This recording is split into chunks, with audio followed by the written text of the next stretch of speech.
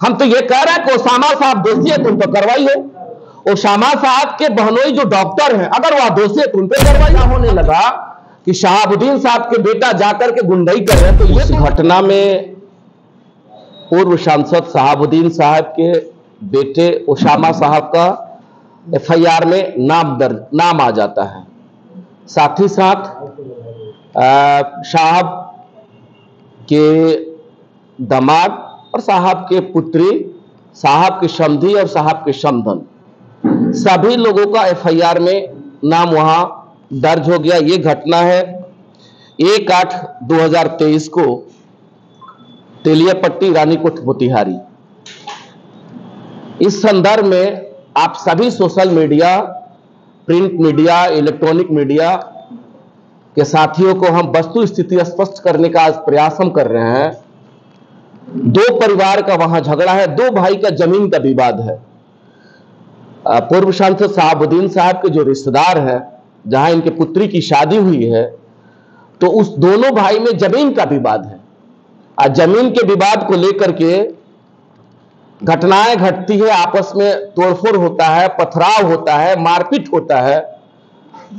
और उस मारपीट में, उस तोड़फोड़ में, उस एफआईआर में ओसामा साहब का नाम आ जाता है।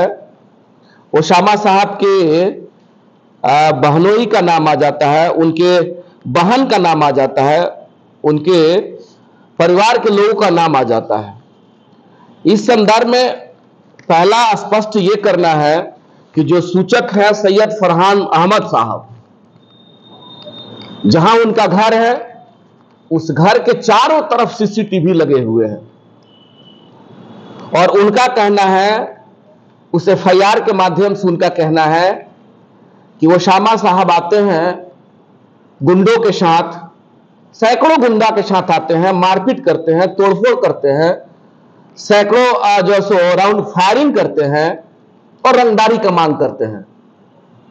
और उनका यह भी कहना है, सोशल मीडिया के माध्यम से हम लोगों ने देखा, उनका यह कहना है कि ओसामा साहब आते हैं और ये कहते हैं कि हम शहाबुद्दीन साहब के बेटा हैं और रंगदारी का मांग करते हैं। तो ये चीजें समझने की जरूरत है कि एक रिश्तेदार, जब दोनों भाई, जब उनके बेटी का शादी उस घर में हुआ है, तो चाहे उनके बड़े भाई हो या छोटे भाई हो, दोनों लोग रिश्तेदार हुए।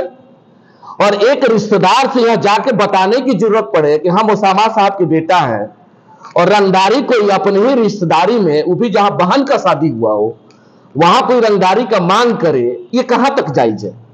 तो ये जो आरोप लगा है, तो पहला कि अगर कहीं सीसीटीवी फुटेज में ओसामा साहब आते हैं या दिखते हैं, तो हम चाहेंगे, शासन से मांग करेंगे कि कार्रवाई हो, उनके ऊपर कार्रवाई हो और उनको जेल भेजा जाए, ये हम मांग करेंगे। लेकिन अगर किसी के राजनीतिक जैसो कैरियर को, किसी के राजनीतिक चेहरा को धूमिल करने की नियत से अगर कोई एफआईआर में नाम दर्ज करवाता है, तो हम तो आग्रह करेंगे सम्मानित वहां के पुलिस अधीक्षक महोदय से, बहुत तेज तर्रार पुलिस अधीक्षक महोदय वहां है, हम जस्टिफाई के लिए उनसे आग्रह करेंगे, उनसे निवेदन करेंगे। जबकि उक्त घटना के तारीख को ओसामा साहब दिल्ली इरोस होटल में वहां अभी हैं, और उनके बहनोई और उनके बहन का जो नाम उस एफआईआर में आ जाता है। विडंबना देख लीजिए कि वह लोग इंद्रप्रस्थ अपोलो होटल में, अपोलो हॉस्पिटल में वो एज ए डॉक्टर पदस्थापित है और ऑन द ड्यूटी 1 तारीख को सुबह से लेकर के शाम तक ऑन द ड्यूटी है। तो इतना बड़ा जो हॉस्पिटल है जहां वो लोग कार्यरत है, और परिवार के सभी लोगों का नाम आप एफआईआर में दे दिए, तो चलिए आपने एफआईआर में तो दे दिया, हम तो शासन के लोग वहां पुलिस अधीक्षक महोदय से निवेदन और आग्रह करना चाहते हैं कि भाई प्राइमरी लेवल पे एफआईआर तो लॉन्च हुआ, लेकिन अब विवेचना जो करना है, जो इंक्वायरी करना है, जो जांच करना है, आप सही जांच करवाइए और दूध का दूध पानी का पानी करवाइए। अगर उस घटना में जिन लोगों का नाम आ रहा है, ओसामा साहब के बहनोई, ओसामा साहब के बहन, ओसामा साहब के जो ससुर और सास, तमाम जितने रिश्तेदार का जो नाम आ रहा है, अगर यह लोग उक्त घटना में है, तो हम तो कहेंगे कि उन पर कार्रवाई हो। और शासन से निवेदन करना चाहते हैं कि अगर यह लोग उक्त घटना में नहीं है तो भाई आप जस्टिफाई करिए और उनको न्याय दिया जाए। पुलिस अधीक्षक महोदय बहुत तेज तर्रार पुलिस अधीक्षक महोदय हैं और उनसे विशेष मेरा निवेदन होगा कि एक एक रिश्तेदार के घर में जाए और रंगदारी का मांग करे, सैकड़ों राउंड फायर करे, तो कहीं ना कहीं शहाबुद्दीन साहब और हैना साहब के चेहरा को धूमिल करने का जो कार्य किया गया है या तो बहुत सरासर गलत हुआ है। और हम तो दावे के साथ कहना चाहते हैं कि किसी भी एंगल से आप किसी भी तंत्र से जांच करवा लीजिए, आप सीआईडी जांच करवा लीजिए, आप सीबीआई जांच करवा लीजिए, किसी भी अपने संसाधन से जांच करवा लीजिए। अगर जांच में यह लोग कहीं आते हैं तो हम कहेंगे कि उन पर कार्रवाई हो, और अगर नहीं आते हैं तो आग्रह जरूर करेंगे, शासन के लोग पुलिस अधीक्षक महोदय से आग्रह करेंगे कि आप न्याय करिए।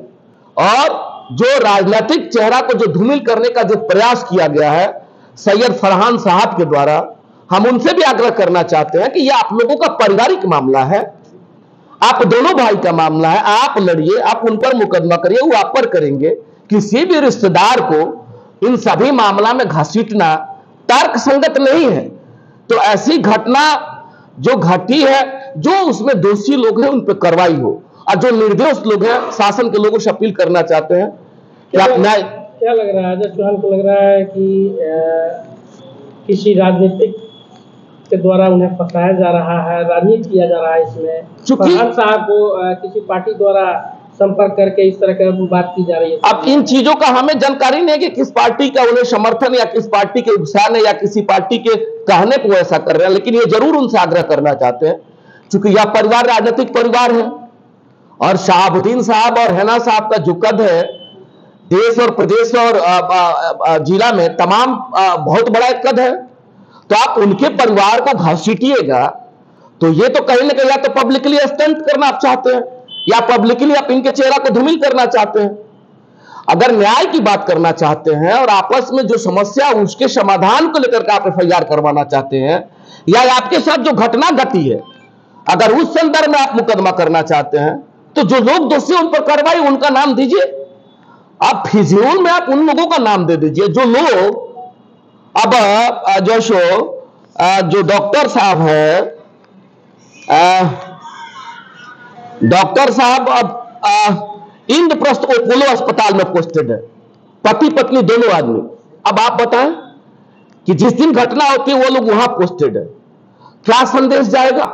और उनके समधी और समधन ईटा पत्थर चलाए, गोली चलाए और जो है सो तोड़फोड़ करें, जबकि उक्त घटना के दिन जो इतना रिस्पेक्टेड पद पे जो देश के प्रतिष्ठित अस्पतालों में अपोलो आता है उसमें वो पोस्टेड है और ऑन द ड्यूटी है। जो सिवान में व्यक्ति भी पकड़ाए हुए औरंगजेब नाम का लड़का पकड़ाया है।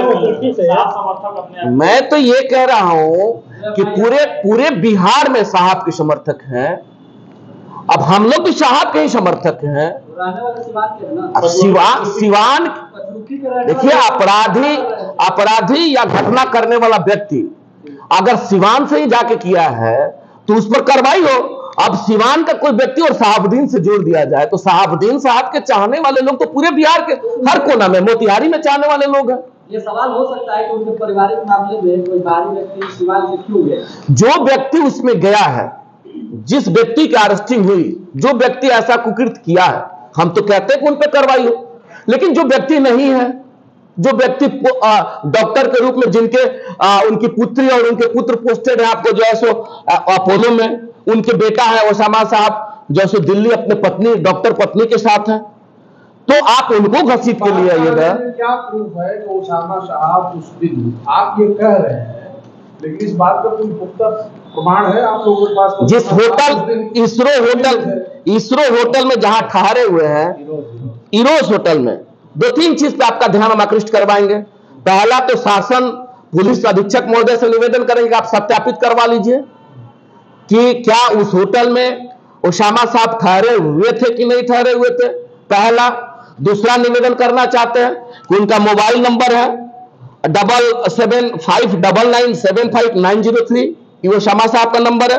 दूसरा भी उनका नंबर है 926376 0018 दोनों मोबाइल नंबर का आप लोकेशन जैसे पुलिस अधीक्षक महोदय पता करवा लें, टावर लोकेशन ले लें कि कहां कहां किस स्थिति में, और वह मोबाइल का लोकेशन कहां है, और वार्ता हो रही है कि नहीं हो रही है। अगर वार्ता हो रही है तो यह तय करता है कि ओसामा साहब वहां थे। अगर वार्ता नहीं हो रही है, अगर लोकेशन वहां नहीं मिल रहा है, तो फिर तो शासन से हम कहेंगे कि भाई अब जस्टिफाई करिए। लेकिन अगर वहां है तो हम निवेदन करना चाहते हैं, और दावे के साथ हम आपको कहना चाहते हैं कि जिन चीजों पे हम अपनी बात को आपके समक्ष रखने का जो कार्य कर रहे हैं, तो अगर इसमें कहीं गलत हुआ तो राजनीतिक संन्यास हम लेंगे। ये आपको दावे के साथ कहना चाहते हैं, अगर इसमें गलत होगा तो हम राजनीतिक संन्यास ले लेंगे, क्योंकि हम इन चीजों को हम जान रहे हैं कि ओसामा साहब उस दिन दिल्ली में थे।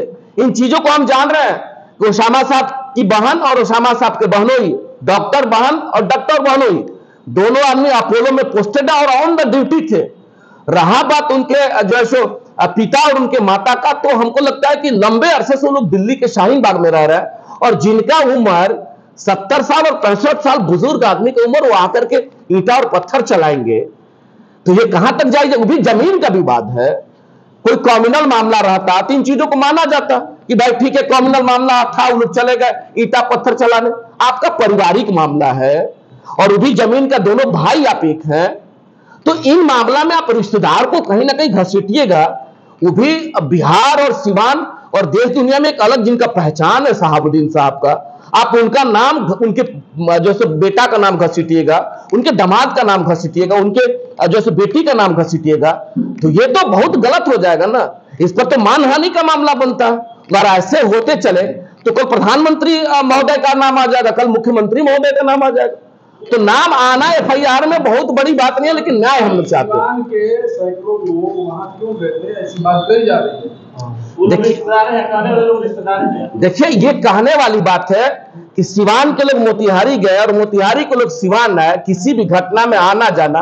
हम तो कह रहे हैं कि पुलिस अधीक्षक महोदय तेज तर्रार आदमी है, और संविधान और कानून को मानने वाले हम लोग हैं, और हम लोग कानून से ही निवेदन करना चाहते हैं। पुलिस अधीक्षक महोदय से हम निवेदन करना चाहते हैं, और बहुत ही वाह पुलिस अधीक्षक है और तेज तर्रार पुलिस अधीक्षक हैं, तो आप जस्टिफाई करें ना। हम तो कह भी रहे हैं कि अगर उसमें जो लोग दोषी हैं, हम तो ये कह रहे हैं कि ओसामा साहब दोषी है तो उन पर कार्रवाई हो। ओसामा साहब के बहनोई जो डॉक्टर हैं, अगर वह दोषी है तो उन पर कार्रवाई हो। हम तो ये कहीं नहीं कह रहे कि भाई उनको बचा लिया जाए, लेकिन अगर उक्त घटना में वो नहीं है और उनके नाम को घसीटना पारिवारिक मामला में, आप रिश्तेदार हैं, तो ये तो कहीं तरीका से कहीं से न्याय संगत नहीं है। और हम लोग न्याय की बात कर रहे हैं, हम कह भी रहे कि न्याय मिल जाए, जस्टिफाई मिल जाए।